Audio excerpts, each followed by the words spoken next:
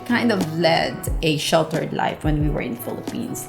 So over here, it's totally different for us. We learn to be on our own, become independent. I've been in New York for over 20 years, and I live in the neighborhood, which is Woodside, New York. Just to walk here on a weekend, you can go try different kinds of food. It's like going to different kinds of country every time you pass by a certain blocks.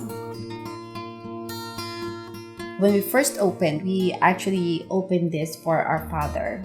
My father is an engineer by profession, but he loves to cook. So cooking is his passion. We opened a restaurant which we thought is going to be a takeout place. People started coming, they started hanging out. It changed into a fun place to go to, you know, a place where you can eat, hang out with friends at the end of the night. There's camaraderie, everyone, you exchange phone numbers, and then you hang out outside Papa's Kitchen. In the Philippines, there's really not a lot of choices of food, so most of the food that you eat every day are Filipino food. I love Queens because it's very diversified when it comes to food. Over here in my neighborhood, from 52nd Street all the way to 69, you can go to different kinds of Filipino restaurants. We specialize more in traditional Filipino.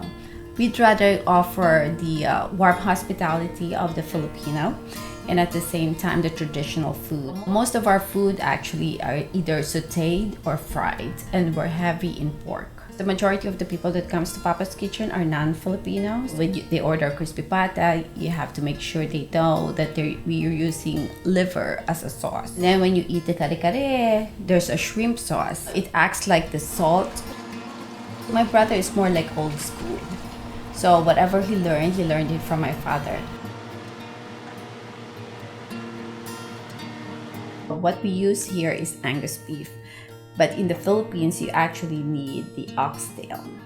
So oxtail and the tripes. That's the original kare-kare. You cook the vegetables separately, and then, you know, you kind of saute, make a peanut sauce, and you just simmer the whole thing. In a way, you can call it comfort food. In the Philippines, it's like food you cook when there's a special occasion. Or on weekends when you're going out with family and you go hang out in a restaurant, that's the first thing you order, the kare-kare. It varies in which region you came from in the Philippines. What's it like owning a restaurant in New York City? Oh, that is a good question. Oh, it's exhausting. It's exhausting, but at the same time rewarding. It's fun.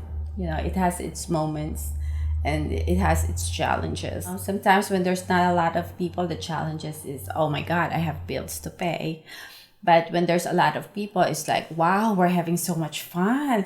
Let's go join the party. So most of our repeat customers are like our friends now. You kind of encourage them because you need that fun. You need that change from the usual routine.